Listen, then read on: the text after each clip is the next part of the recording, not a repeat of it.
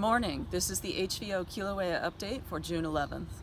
In the lower East Rift Zone, Fissure 8 now has 3 closely spaced lava fountains erupting to maximum heights of 115 to 130 feet and is still feeding a channelized lava flow to the ocean entry at Kapoho. This morning's helicopter flight confirmed that the channel is still full, but that there have been no recent spillovers. Last night, weak lava activity was observed at Fissures 16 and 18. Gas emissions from Fissure 8 are still high and are nearly twice the value of the last 2 weeks, so VOG is still a concern in the area. Crews have been on site 24/7 tracking the fountains, lava flows, and spattering in the lower East Rift Zone. The cracks on Highway 130 are also being monitored, and no changes in temperature, width, or gas output have been seen for several days.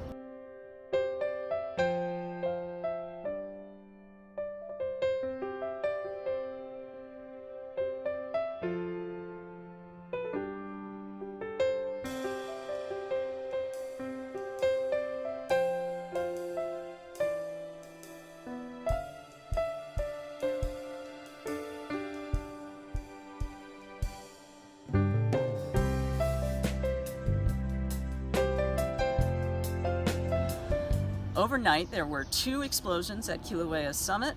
The first smaller event occurred at 12:46 a.m. Following this event, there was no significant drop-off in seismicity until after the second larger explosion at 4:43 a.m. Inward slumping of the rim and walls of Hale Ma'u continues in response to the ongoing subsidence at the summit. And sulfur dioxide emissions at the summit have dropped to levels of about half what was observed before the onset of the current eruptive activity, but gas and minor amounts of ash are still being transported downwind.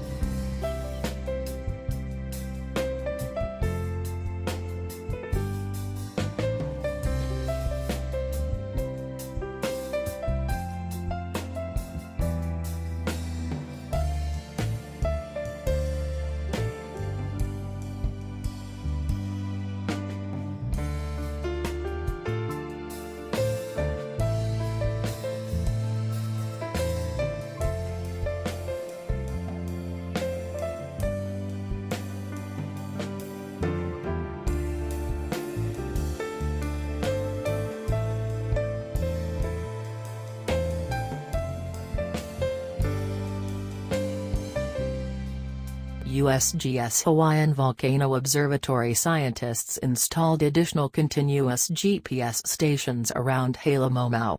These stations will allow scientists to better monitor and measure the ongoing subsidence of Halemaumau and the adjacent caldera floor. Cracking and slumping of the Halemaumau crater walls are clearly evident in this aerial view captured during the HVO overflight. Steam plumes have been rising from within the crater, as well as from cracks adjacent to the crater. The last measurement taken of the longest dimension of the crater was about 1.8 kilometers, 1.1 miles, across, which is nearly twice as large as it was before explosions began on May 17, 2018.